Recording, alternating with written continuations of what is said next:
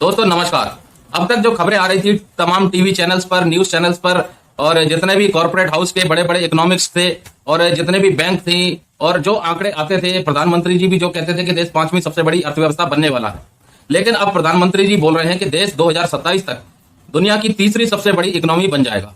और ये खबर छापी है हिंदुस्तान अखबार ने, और इसमें लिखा है कि एसबीआई के एक बहुत बड़े अर्थशास्त्री हैं, उन्होंने वर्ष 2027 तक भारतीय अर्थव्यवस्था के दुनिया की तीसरी सबसे बड़ी अर्थव्यवस्था का हो जाने का अनुमान जताया है, जो कि पहले जताए गए अनुमान से 2 साल कम है। यानी कि पहले जो माना जा रहा था कि 2029 तक देश दुनिया की तीसरी सबसे बड़ी इकोनॉमी बन जाएगा, लेकिन अब 2027 तक यानी 2 साल पहले हो गया है। और यह रिपोर्ट प्रधानमंत्री नरेंद्र मोदी जी के उस भाषण के या उस संबोधन के एक दिन के बाद आई है, जिसमें उन्होंने भरोसा जताया था कि भारतीय जनता पार्टी की अगुवाई में सरकार के तीसरे कार्यकाल में देश दुनिया की तीसरी सबसे बड़ी अर्थव्यवस्था बन जाएगा।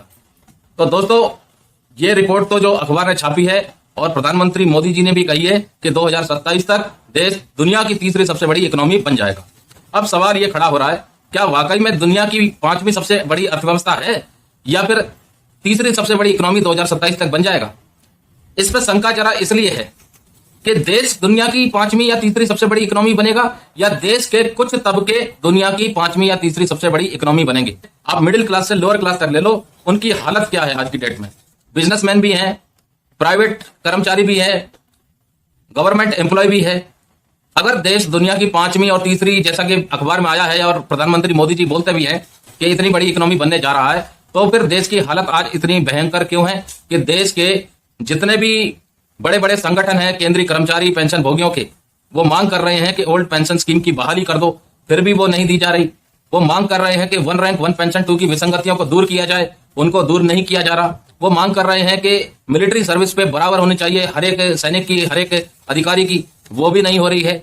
वो मांग कर रहे हैं कि 18 महीने का डियरनेस अलाउंस और डियरनेस रिलीफ जो सरकार ने रोक दिया था, वो केंद्रीय कर्मचारियों और पेंशन भोगियों का 7वें वेतन आयोग की सिफारिश के अनुसार उनका हक है, वो उनको दिया जाना चाहिए। सरकार उसको भी नहीं दे रही। वो मांग कर रहे हैं कि जो 7th पे कमीशन में डिस्क्रिमिनेशन हुआ था कि जो कर्मचारी थे उनका 2.57 का फिटमेंट फैक्टर इस्तेमाल किया गया था पे फिक्सेशन के लिए, और अधिकारियों का 2.81 पे फिक्सेशन के लिए फिटमेंट फैक्टर अपनाया गया था।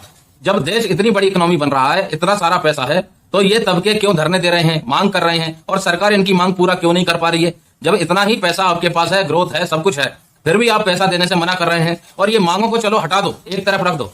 जो उनका हक है 7वें वेतन आयोग की सिफारिश के अनुसार जो डियरनेस अलाउंस, डियरनेस रिलीफ उनको मिलना चाहिए, और जैसा कि पीरियोडिकली रिव्यू भी किया जा रहा है, और पीरियोडिकली रिव्यू होने के बाद सरकार की तरफ से संसद में भी ये बोला गया है कि डियरनेस अलाउंस और डियरनेस रिलीफ हर 6 महीने में पीरियोडिकली रिव्यू होता है। तो बढ़ता तो है लेकिन दिया नहीं जाता ना। सवाल तो ये खड़ा हो रहा है, और 18 महीने का अभी तक दिया नहीं गया है। 5वीं सबसे बड़ी अर्थव्यवस्था, तीसरी सबसे बड़ी अर्थव्यवस्था, अरे पहली भी बन जाओगे तब भी ये तो पीछे के पीछे ही है, क्योंकि इनका पैसा तो रोका हुआ है सरकार ने। इनका पैसा कब मिलेगा? तो अर्थव्यवस्था चाहे कहीं भी जाए, पहले पे जाए, 10वीं पे जाए, 12वीं पे जाए, या फिर टॉप पे ही बनी रहे, अगर कर्मचारी लेवल का, गरीब तबके का, मिडिल क्लास वर्ग का भला नहीं हो रहा, तो फिर अर्थव्यवस्था मान के चलिए केवल कुछ ही तबके के लिए ग्रोथ कर रही है। अखबार वाले छाप देते हैं कि देश का इतना बड़ा नाम हो रहा है, इतना देश ने तरक्की की है। कहां तरक्की की है? तरक्की होती तो फिर कहीं ना कहीं ये धरने प्रदर्शन नहीं हो रहे होते, ये मांगे नहीं उठ रही होती, और उठ भी रही होती तो इनका समाधान जल्दी से जल्दी सरकार के द्वारा कर लिया जाता। लेकिन सरकार ने अभी तक इन मांगों को पूरा नहीं किया है। और आपको बता दूं कि 2014 तक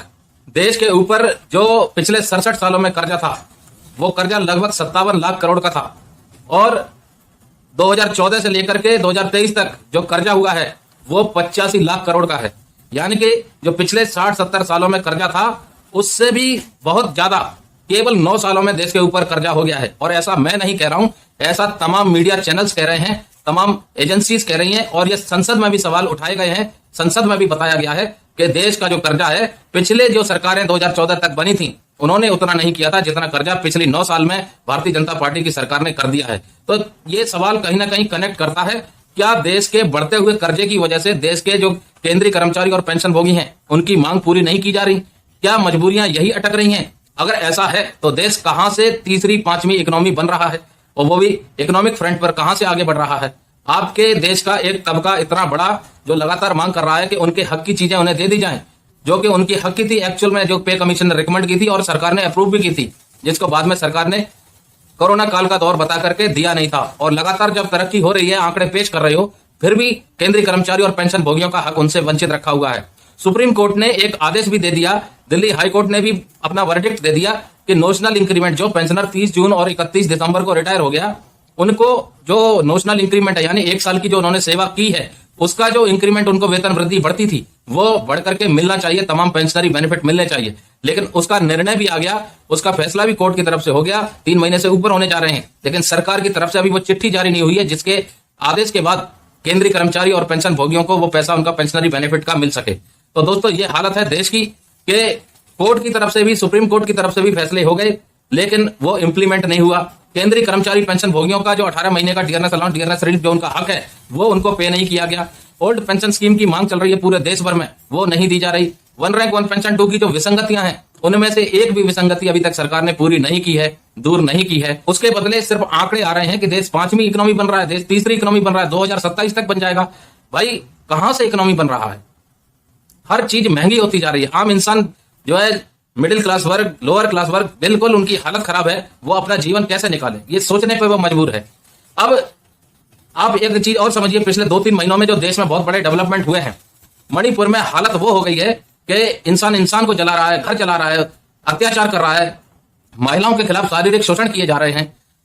उन हालातों में मणिपुर का दौरा करके वहां का जायजा लेने की जगह, पब्लिक से अपील करने की जगह प्रधानमंत्री मोदी जी राजस्थान में संबोधन कर रहे हैं जनता को अपनी चुनाव प्रचार के लिए, ताकि चुनाव जो है राज्य सरकार के वो जीत सके।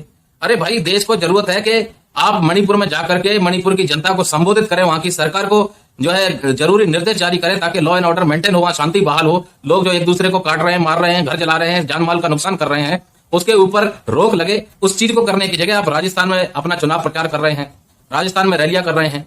संसद में लगातार मांग उठ रही है, विपक्ष बार बार कह रहा है कि प्रधानमंत्री मोदी जी आए और मणिपुर पर चर्चा करें, लेकिन प्रधानमंत्री मोदी जी ने मणिपुर पर चर्चा नहीं की और ना ही वो आए। अब कब तक आएंगे ये कुछ पता नहीं है, लेकिन चुनाव प्रचार के लिए, अपनी पार्टी को आगे बढ़ाने के लिए जहां चुनाव हो रहे हैं वहां प्रचार करने चले जाते हैं। लेकिन जो देश के जो मुद्दे हैं, जो कि मणिपुर एक देश का अभिन्न भाग है, अभिन्न राज्य है, उससे क्यों अपना किनारा, अपना पल्ला झाड़ रहे हैं? ये सोचने वाला मुद्दा है। क्या प्रधानमंत्री जी को मणिपुर के साथ कोई हमदर्दी नहीं है? क्या प्रधानमंत्री जी या भारतीय जनता पार्टी मणिपुर को देश का राज्य नहीं मानती है? अगर नहीं मानती है तो साफ कह दो कि नहीं मानती है, हम इस मुद्दे पर कुछ नहीं कहेंगे। और अगर मानती है तो क्यों वो चर्चा में शामिल नहीं हो रही है? क्यों वो वहां की जनता से अपील नहीं कर रहे हैं कि शांति को बहाल किया जाए? क्यों वो वहां की सरकार और वहां का लॉ एंड ऑर्डर पूरा फेल हो गया है, उसको जिम्मेदार नहीं ठहरा रहे हैं? अविश्वास प्रस्ताव को लाने का आखिर कारण क्या बना?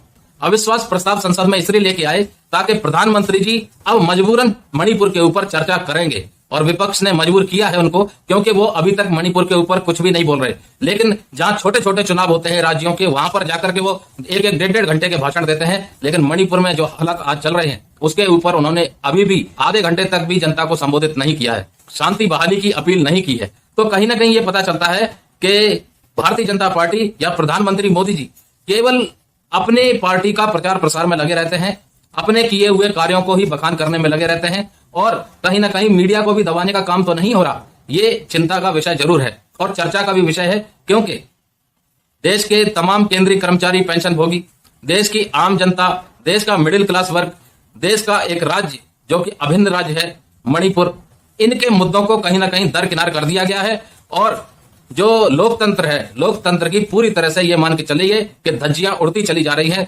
पार्टी अपने हिसाब से अपना काम कर रही है, लेकिन जनता की तरफ किसी का ध्यान नहीं जा रहा। कहां धरने हो रहे हैं, कौन मांग कर रहा है? अभी तक भूतपूर्व सैनिकों का जंतर मंतर पर जो धरना हुआ है वो किसी भी नेशनल न्यूज चैनल पर नहीं आया है, उसकी कवरेज नहीं आई है। छुटपुट खबरें कहीं आपको सुनने को जरूर मिल गई होंगी, लेकिन किसी भी न्यूज चैनल ने, बड़े न्यूज चैनल ने ये खबरें अभी तक लाइव कवरेज नहीं दी है। ना ही वहां पर जाकर के जनता से पूछा है, भूतपूर्व सैनिकों से पूछा है कि आप ऐसा क्यों कर रहे हो, क्या कारण है, किस लिए ये विसंगतियां हुई। इन चीजों के ऊपर किसी ने कवरेज नहीं की। तो कहीं ना कहीं ये कह सकते हैं कि देश की मीडिया भी सरकार के दबाव में अब आ गई है, स्वतंत्र रिपोर्टिंग नहीं हो रही है। तो केंद्रीय कर्मचारी पेंशन भोगी या मिडिल क्लास वर्ग या उससे लोअर मिडिल क्लास वर्ग कहीं ना कहीं पूरी तरह से ये मान के चलिए उनके हक की चीजें, उनसे जो संबंधित मुद्दे हैं वो धरे के धरे ही रह गए। तो अब ऐसे में सवाल ये खड़ा होता है, क्या इनके मुद्दे अब क्लियर होंगे ही नहीं? क्या ये लगातार महंगाई बढ़ती जाएगी? जिन वादों को लेकर के सत्ता में सरकार आई थी, क्या उन वादों को कभी पूरा करेगी या नहीं? ये चिंता का विषय है और चर्चा का भी। कमेंट करके जरूर बताइए। जय हिंद, जय भारत।